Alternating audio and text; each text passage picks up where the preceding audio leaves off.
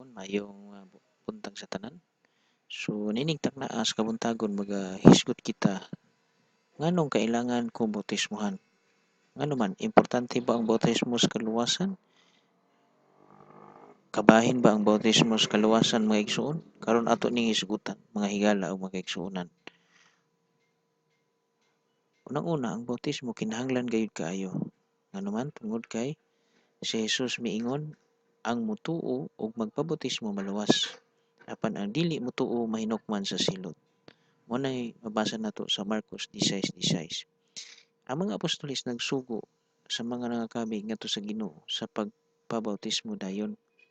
Sula naglangan ang mga tawo nga nangakabig diha sa Ginoo. Nya kung masahon nimo ang buhat 2:41 diha ni anang adlaw sa tanan nga mito bautismohan dayon. Sa mga buhat 8 bersikulo 36 ngadto sa 38. Anaa pagani sila sa panaw o sa dalan sa mga buhat 10:43 to 48 diha gisugo sila nga bautismohan. Ug usab sa mga buhat 16:31 to 34 sa tungang gabii pagani sila ang mga apostoles nagabautismo. Mga igsuon tungod sa kinahanglanon kaayo sa tanan nga mituo wa dayon sila naglangan gibautismohan sila ug nagpabautismo sila. Ug ngani diha sa buhat 19:1 ngadto sa 5 sa diha nga nasayod sila nga ang ilaw ning bautismo nakulangan gibautismohan sila pag-usab sa ngalan ni Hesukristo.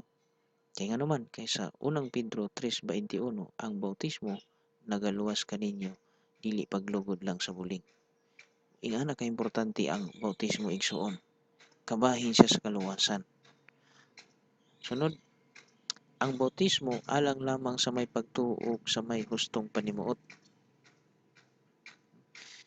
Sa Marcos 16:15 ngadto sa 16, iwali ang may balita, ang mutuo o magbabautismo maluwas apan ang dili mutuo mahinukman sa silot. Nagpasabot kadtong kawalihan na ug may kaugalingon na pagpanabot o pagtuo. So muna mga igsoon nga ang bata wala may pagtuo ug dili pa makasabot. Mga buhat 8:36 to 38 ang angay lamang bautismohan katong mituo sa tibuok nga kasing-kasing.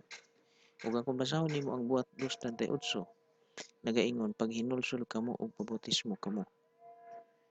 Dako kalainan kay ang mga bata dili pa man makahinulsol kay wala pa man kaila sa maayo og dautan. Mao na mabasa nato sa Deuteronomio kapitulo 1 bersikulo 39.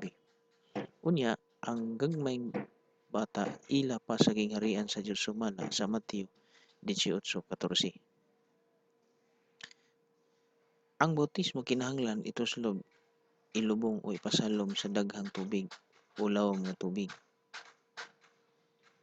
Si Juan nga Bautista didto namautismo sa Inon ug sa Jordan kay lawman ang tubig. Mao mabasa nato sa Juan 3:23.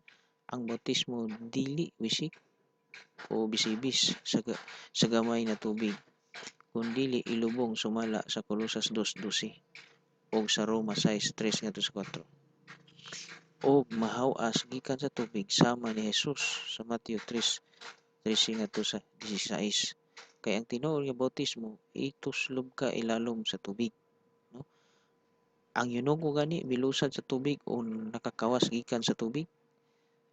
Mao ni mabasa nato sa mga buhat kapitulo 8 bersikulo 33 ngadto sa 38. Kung pili pa ang gamay o usa ka baso nga tubig, nganong moadto pa man sa Inon o Jordan? Apan tungod kay ang bautismo ipasalom, ituslob man nga adto gyud sa ilalom sa tubig.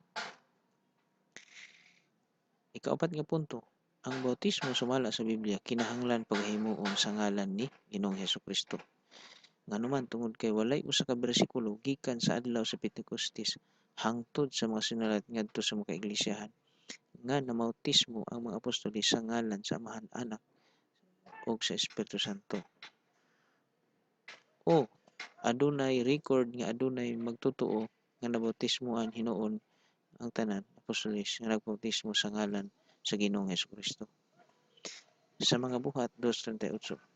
Sa mga buhat 8:12 ngadto sa 16 nabautismohan sa ngalan sa Ginoong Hesukristo. O kung basahon nimo ang buhat 10:47 ngadto sa 48 sila gisugo nabautismohan sa ngalan sa Ginoong Hesukristo.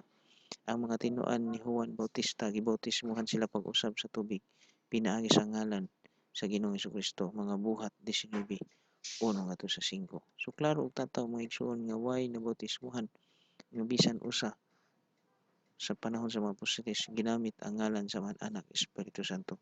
Ang gigamit gyud nila ang pangalan ni Ginoong Hesukristo. Nganong mangutana ta nganong ngalan man ni Hesukristo?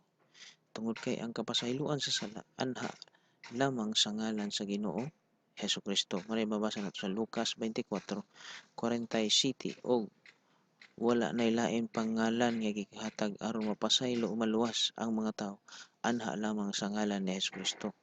Mga buhat 4:10 ngadto sa 12. Unang Juan 2:12. Gamatod pa sa Colosas 3:17 sa pulong o sa buhaton ang tanan sa ngalan sa Ginoong Hesukristo. Ang bautismo buhat ug ang seremonyas pulong busa kinahanglan gayud sa ngalan sa Ginoong Hesus. Kini ikatumanan sa sugo ni Hesus sa Matthew 28:19. Wala sumaya kun dili gituman sumala sa Matthew 28:20 nga ipatuman ang tanan nga sugo. Atong puribahan nga ang ngalan sa Amahan mao si Hesus. Kasi malibog mo, no? Basahon nimo ang Matthew 28:19 nga ang gisugo ni Ginoong Hesus sa mga tinunan niya nga bautismo manglakaw sila o bautismohan sila sa ngalan sa Amahan, Anak, Espiritu Santo. Pero ngano man sa panahon sa buhat sa mga apostoles wala man gigamit ang ngalan sa Amahan, Anak, Espiritu Santo. Ngano man kay nasabtan sa mga apostoles nga ang dala sa tulo ka titulo nga Amahan, Anak, Espiritu Santo mao si Hesus. Now karon panahon na atong probihan nga ang ngalan sa Amahan mao si Hesus. Sa Jeremias kapitulo 44 bersikulo 26 dili na paghisgutan ang ngalan Jehova. Kaya naman kay sa Isaias 62 bersikulo 2 kay gitawag na siya sa bag-ong ngalan. Ug nga sa Exodus 23 bersikulo 21 ang iyang ngalan gihatag na niya sa anak. Muna mabasa nato sa Juan 5:43. Ug ang ngalan sa anak mauna ang ngalan sa amahan. Juan 17:11. Ang anak pod mao man ang amahan nga walay katapusan. Muna mabasa nato sa Isaiah 9:6. Mga igsuon ko diha sa atong Ginoo. Ang ngalan sa anak mao si Hesus. Munang mabasa nato sa Lucas kapitulo 1 bersikulo 31 ngadto sa 33 ug Mateo 1:21. Ug usab sa Lucas 2:21 ang ngalan sa gianak nga bata mao si Hesus. Ang ngalan sa Espiritu Santo mao si Hesus. Si Hesus nagsulti nga ang Espiritu Santo ipadala pinaagi sa ngalan Hesus. Juan 14:26. Nagaingon siya, duha kung tulo nagahisgot sa akong ngalan, Hesus anaa siya sa taliwala. Buti pa sabot Espiritu siya. Every time nga dunay magahisgot sa iyang pangalan, naa siya siyang taliwala. Nagpasabot sa Espiritu Santo anaa sa taliwala. Ug sa ikaduhang Korinto kapitulo 3 bersikulo 17 nagaingon, karon ang Ginoo mao ang Espiritu. Ug diin gani ang Espiritu sa Ginoo anaa ang kagawasan. Kinsa ang Espiritu mao ang Ginoo. Kinsa ang Ginoo mao si Hesus. Busa si Pablo mingon ang wala makabaton sa Espiritu ni Kristo dili iya ni Kristo. Manay mabasa na sa Roma 8:9. Ang ngalan Hesus mao ang labing labaw nga ngalan. Mao na nga sa bautismo gigamit gyud siya nga igsuon sa diha nga ikaw bautismo. Og dili lang sa bautismo, sa panahon nga mag-ampo tag mga masakiton gigamit nato ang ngalan sa atong Ginoo. Mag-ampo ta sa atong pagkaon, mangayo ta sa atong Ginoo, ngalan ni Ginoong Hesus atong gigamit. Unsa pa ka ang bautismo? Mga igsoon nga kabahin o kapart sa atong kaluwasan. Sa taga Pilipos 2:9 ug 10 ang ngalan sa Hesus labaw sa tanang ngalan. Tungod ni ana ang tanang tuhod mga piko o laktod nga pagkasulti mosimba ang tanan sa ngalan Hesus dito sa langit ilawom sa yuta ug sa baba sa yuta. kung aduna pay lain nga ngalan nga labaw, musimba pa siya sa ngalan ni Jesus. Katungod kay siya lamang ang pinakalabaw nga ngalan. No? Sa mga buhat 4:10 ngadto sa 12, wala nay lain nga ngalan nga maluwas ang tao gawas sa ngalan ni Jesus. Sa pulong ug sa buhat-buhaton ang tanan sa ngalan ni Jesus. Colossus 3:17. So klaro og tataw kaayo mga kaigsuonan. So dili ako i-explain sa inyo mga igsuon nya maluwas ta, no? Ang kaluwasan nato unang-una gipakasama kini sa pagkamatay o paglubong o pagbanhaw sa atong Ginoo. Ingana ang plastada sa bautismo. Ang una sa kamatayon, namatay ta diha sa paghinulsol. Naghinulsol ta sa atong mga sala. Unya gilubong ta diha sa bautismo matud pa sa Biblia. O si Jesus nabanhaw. O kita usab sa dihang nakadawat kita sa balang espiritu mga kaigsuonan. So ingana ka importante ang kaluwasan. Busa dili nato langanon kinahanglan muli ka karon dayon. Kay nagaingon ang mutuo og magpabautismo maluwas apan ang dili mutuo paghahukman sa silot. Marcos 16:16. Balikon ako sa pag-ingon. Matod pa sa Biblia, ang mutuo daw og magpabautismo maluwas apan ang dili mutuo paghahukman sa silot. Karon matod pa ang adlaw sa inyong kaluwasan. Ang ugma o ang unya may pagkapakyas. Ikaduhang Korinto 6:2. Busa unsa pa may imong ipaabot? Tumindog ka o magpabautismo. Hugasa ang imong mga sala pinaagi sa pagtawag sa iyang ngalan. Muna mabasa nato sa buhat 2:16 mga igsoon. Ug kung aduna may mga ministro sa Dios nga nagabautismo sa ngalan ni Jesucristo sa imong lugar, adto karon dayon og pabautismo kung ikaw wala pa nabautismohan.